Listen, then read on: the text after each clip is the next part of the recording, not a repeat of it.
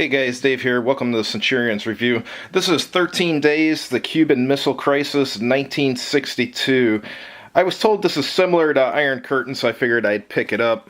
I think it might even be by the same author. But it says,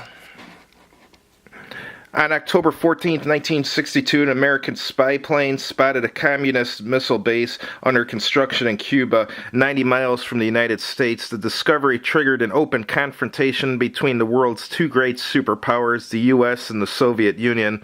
For 13 days, the world held its breath, waiting to see if brinksmanship and maneuvering led to a peaceful settlement or World War III. As Kennedy or Khrushchev, can you win a decisive political victory, or will you be remembered as the leader who plunged the world into atomic war? Alright, let's take a look at this. I know it's card driven. So this is for 2 players, age 10 plus. Takes about 45 minutes to play, so it can't be that complicated if 10-year-olds can play it.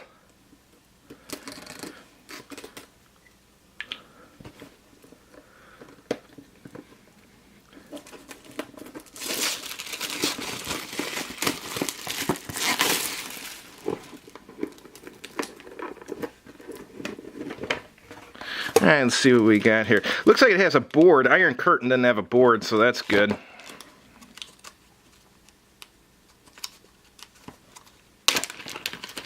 See if we can get this out of here.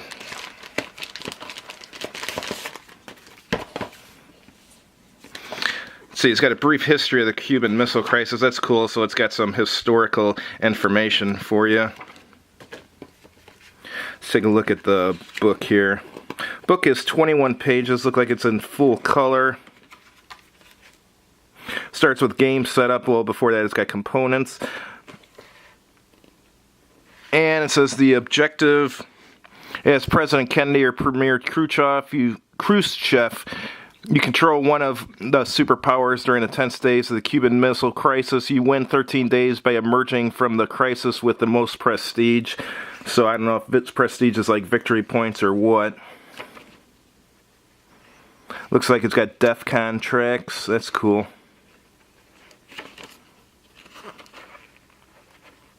Got agendas. Oh, it's got a... So that's pretty... Looks like it's only 9 pages of rules and then it goes into a playthrough. That's a really good idea. Playthrough definitely will clarify any questions you have about the regular rules. So that's good. See what this board looks like. It's a mounted map. Alright, let's see what we have here. Reminds me a little bit of the old Gamette maps from Avalon Hill as far as like the shape and so forth. Those had the same problem when you open them up. They're hard to get to lie flat. You'd have to bend them a little bit to get them to lie flat. But let's see, it's got Cuba, Atlantic, Television, United Nations, Alliances, Italy, Turkey, and Berlin. And then it's got some kind of track up here.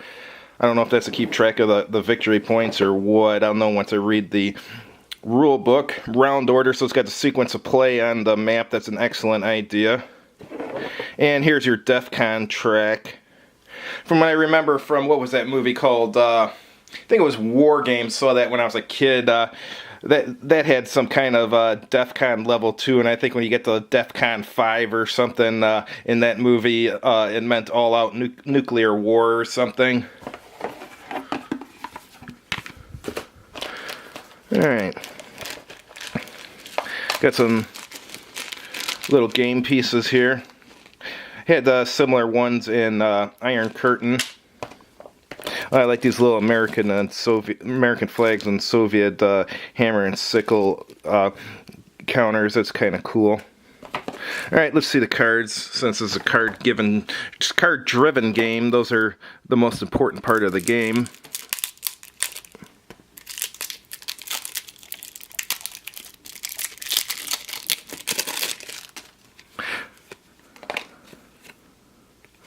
Some advertisements. Personal letter, military, political, escalate all DEFCON markers in the political DEFCON 2 area by 1 step. World opinion, Turkey, Berlin, Cuba, Atlantic, Speech, what was that? Speech of the Nation, or Speech to the Nation. 50-50, the player with the most influence cubes on the television battlefield may escalate or deflate 2 of their DEFCON tracks by 1 step. So those look like, are they UN cards or something, or strategy cards? Here's some American cards. Mathematical precision. Non-invasion pledge. Quarantine. Eyeball to eyeball. Here's the Russian cards. MRBMs and IRBMs. Fidel Castro. Suez, Hungary. Oh, that's right. The Suez fiasco, I think, did take place during this time period. National Liberation. Oh, this guy.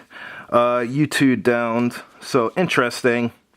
So, I'm going to review this. I'll let you guys know what I think of it. Thanks for watching. If you liked the video, please click like on the video. And if you haven't done so already, please subscribe to this channel. And as always, have a good evening.